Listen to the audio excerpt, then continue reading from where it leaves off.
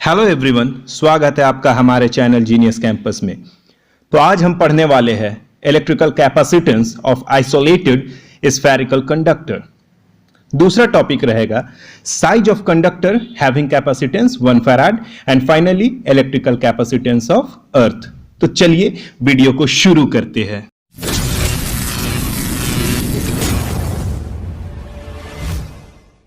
तो dear friends, आज हम डिस्कस करने वाले हैं capacitance of an isolated charged spherical conductor.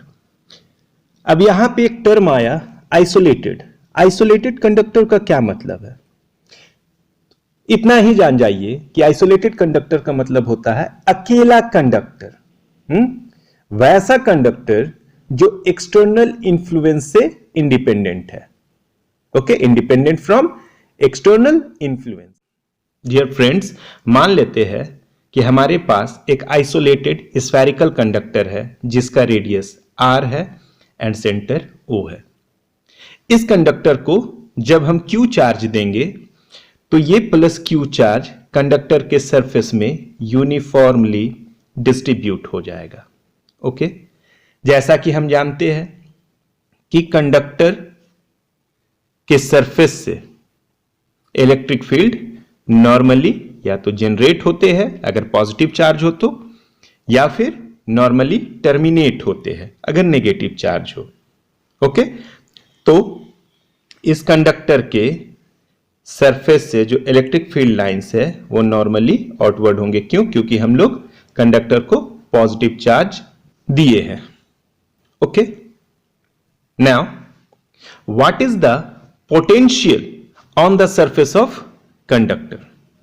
तो कंडक्टर के सरफेस में अगर आपको पोटेंशियल निकालना है तो इमेजिन कीजिए, देखिए हो क्या रहा है।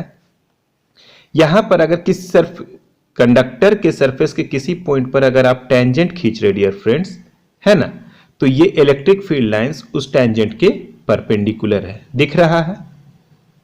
समझ में आया? परपेंडिकुलर है। और ये परपेंडिकुलर है, इसका मतलब क्या है कि इलेक्ट्रिक फील्ड जो है डियर फ्रेंड्स, है ना, electric field conductor spherical conductor के सेंटर से निकलता हुआ मालूम हो रहा है। क्यों? क्योंकि टेंजेंट पर कौन परपेंडिकुलर होता है? रेडियस परपेंडिकुलर होता है। बात को समझिएगा। ओके, तो हम लोग क्या समझ लेते हैं कि इलेक्ट्रिक फील्ड सेंटर से जनरेट होता हुआ महसूस हो रहा है। ओके, इलेक्ट्रिक फील्ड का सोर्स कौन है? चार्ज। क्लियर? तो हम लोग चार्ज को एज्यूम कर लेंगे कि वो सरफेस में ना होकर के जितना चार्ज हम दिए थे वो चार्ज सेंटर में है। ओके, सेंटर O में है और वहीं से इलेक्ट्रिक फील्ड लाइंस बाहर निकल रहा है। बात समझ में आया? हमें यह निकालना है कि इस स्फेरिकल कंडक्टर के सरफेस में कितना पोटेंशियल है। तो उसको निकालने के लिए डियर फ्रेंड्स हम लोग इमेजिन कर लेंगे कि ये जो चार्ज Q है वो क्या है? सेंटर में। क्यों? क्योंकि इलेक्ट्रिक फील्ड परपेंडिकुलर है, यानी ये इस कंडक्टर के सेंटर से निकलता हुआ महसूस हो रहा है, रेडियली आउटवर्ड। इस चलते हम लोग इस चीज को यहां से रिप्लेस कर दिए। ओके, कि इस पूरे चार्ज को हम सरफेस में ना देके इमेजिन कर लिए कि वो इस कंडक्टर के सेंटर में है और इलेक्ट्रिक फील्ड बाहर जनरेट हो रहा है ना। इस कंडक्टर के हर एक पॉइंट पर पोटेंशियल कितना होगा? जैसा कि हम जानते हैं पोटेंशियल इक्वल्स टू क्या होता है? K, coulomb constant, charge, point charge, okay, divided by distance of point from point charge, यानी कैपिटल R। किसी पॉइंट पर आप इस स्फेयर के किसी भी पॉइंट पर पोटेंशियल निकालिए, आपको सेम मिलेगा। क्यों? क्योंकि ये स्फेयर है, R कांस्टेंट है, Q यूनिफॉर्मली डिस्ट्रीब्यूट है जिसको हम लोग सेंटर में एज्यूम कर लिए हैं। ओके, और ये भी जानते हैं कि कंडक्टर का सरफेस इक्विपोटेंशियल सरफेस के जैसा बिहेव करता है ना। तो इसके हर पॉइंट पर पोटेंशियल सेम होगा। कितना? K Q by R। Okay, तो potential at a point on the surface of conductor is v equals to 1/4πε0, k के जगह 1/4πε0 रख दिए, q बाई r, है ना।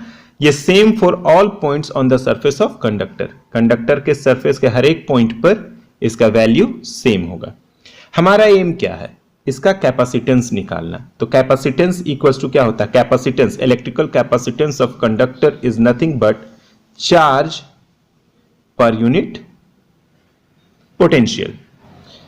अब डियर फ्रेंड्स, चार्ज तो Q का Q है, Q हम लोग दिए थे, चार्ज रख दिए। पोटेंशियल के जगह कितना होगा, ये 1/4πε0 Q बाई R रख दिया गया।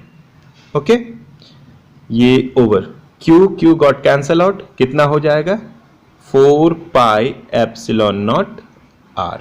इस आइसोलेटेड स्फेरिकल कंडक्टर का कैपेसिटेंस कितना हो गया dear friends, C equals to 4πε0 R। अब इससे क्या क्या कंक्लूजन निकलता है सो देख लीजिए। First of all 4πε0 equals to capacitance by size, या कहा जाए रेडियस ऑफ स्फेरिकल कंडक्टर।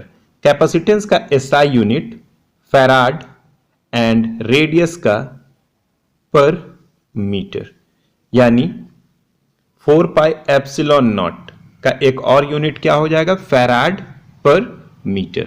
ये कैपिटल F है, ओके, फैराड पर मीटर।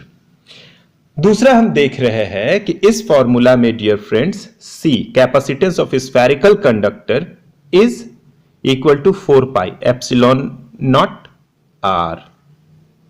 क्या पता चल रहा है, from the formula of capacitance of an isolated spherical conductor it is clear that first of all capacitance of conductor depends upon shape and size of conductor.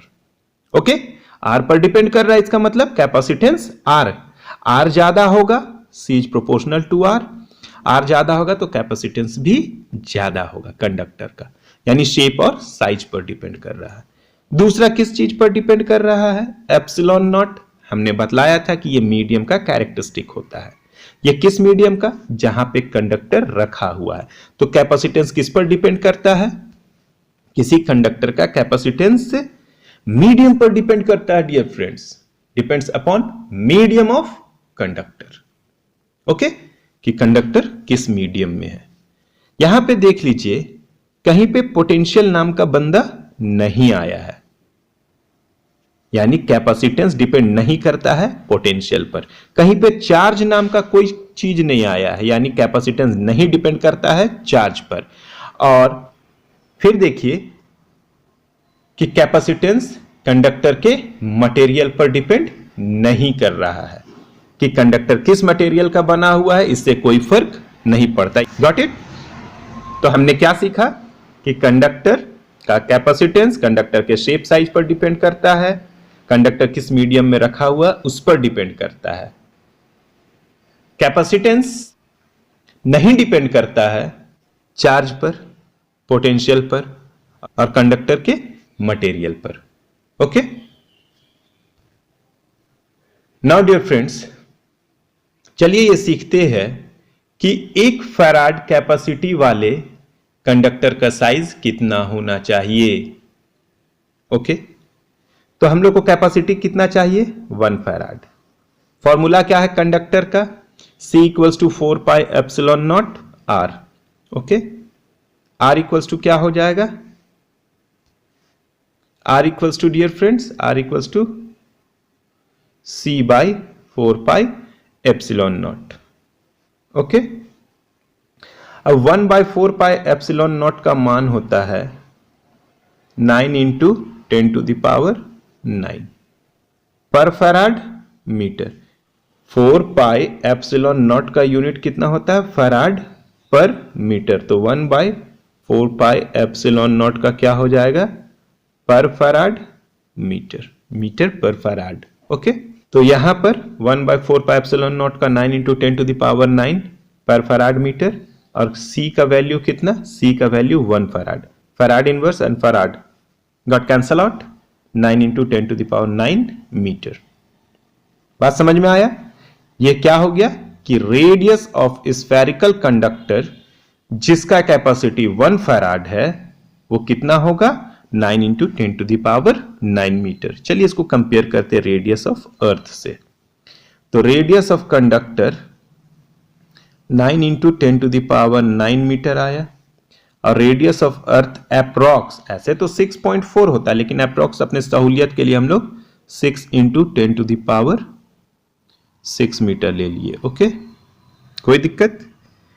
अब इसको हम लोग डिवाइड करते हैं, कंपेयर करना है, इसका मतलब क्या कर रहे हैं, डिवाइड कर रहे हैं, है ना। R conductor divided by radius of earth. तो डिवाइड करने से 6 से 9 को डिवाइड करेंगे तो 1.5 10⁻³ यानी radius of conductor approx equals to 1500 times radius of earth. इसका मतलब क्या है? इसका मतलब है डियर फ्रेंड्स कि एक फैराड कैपेसिटी वाले कंडक्टर का साइज अर्थ के रेडियस का 1500 टाइम्स होता है, which is practically impossible. Okay, मतलब वो कंडक्टर जिसका कैपेसिटी 1 फैराड है उसका साइज अर्थ के साइज से 1500 टाइम्स ज्यादा होना चाहिए। आप चाहते हैं कि अगर किसी कंडक्टर का कैपेसिटी 1 फैराड हो तो उसका साइज आपको कितना रखना होगा, अर्थ के साइज से 1500 टाइम्स ज्यादा रखना होगा। इसका मतलब 1 farad is a very large unit of capacitance. 1 farad capacitance का बहुत बहुत बहुत बड़ा यूनिट है। इससे और क्या कंक्लूजन निकला कि जो प्रैक्टिकली हमको कंडक्टर दिखाई देता है डियर फ्रेंड्स, हमारे आसपास जो कंडक्टर दिखाई देता है, हम क्या सीखे, 1 फैराड। अगर आप चाहते हैं कि एक आइसोलेटेड कंडक्टर का कैपेसिटी 1 फैराड हो तो उसके लिए उसका साइज अर्थ के साइज से 1500 टाइम्स ज्यादा बड़ा रखना होगा। तो जो हमको कंडक्टर अपने आसपास आइसोलेटेड कंडक्टर दिखाई देता है डियर फ्रेंड्स, हम बार बार कह रहे हैं isolated isolated isolated, external influence से इंडिपेंडेंट या कहा जाए अकेला। जो हमको आइसोलेटेड कंडक्टर दिखाई देता है, ओके, उसका कैपेसिटी वेरी स्मॉल। एक आइसोलेटेड कंडक्टर जो प्रैक्टिकली हमें दिखाई देता है उसका कैपेसिटेंस बहुत ही कम होगा। It is not possible to have a single isolated conductor having large capacitance. Okay? ये पॉसिबल ही नहीं है कि एक सिंगल आइसोलेटेड कंडक्टर का कैपेसिटेंस या कैपेसिटी, चार्ज होल्ड करने का कैपेसिटी बहुत ज्यादा हो। Okay, now friends we are going to calculate electrical capacitance of earth. Now dear friends, अब हम सीखेंगे कैपेसिटेंस ऑफ अर्थ। हमारा अर्थ का कैपेसिटेंस कितना है, हमारे अर्थ का इलेक्ट्रिकल कैपेसिटेंस कितना है।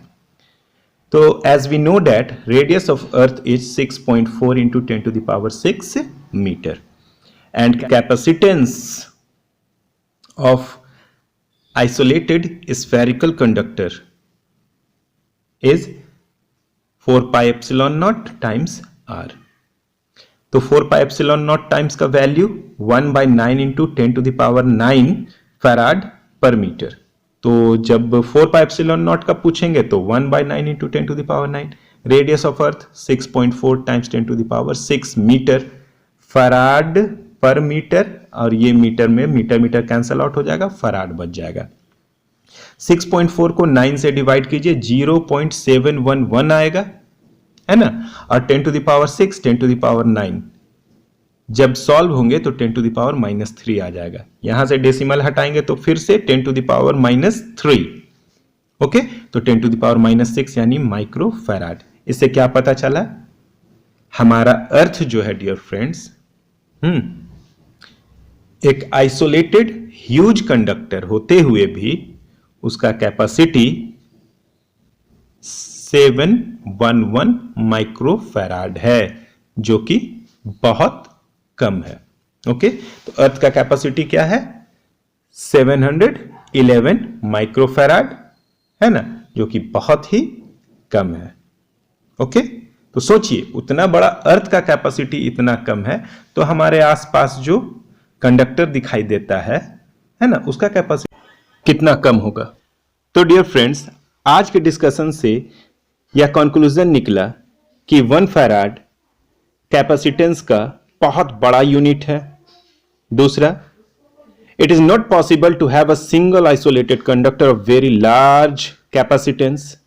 तीसरा, capacitance of conductor depends on shape and size of conductor as well as medium where conductor is situated. And finally, electrical capacitance of earth is very small. Okay, thank you.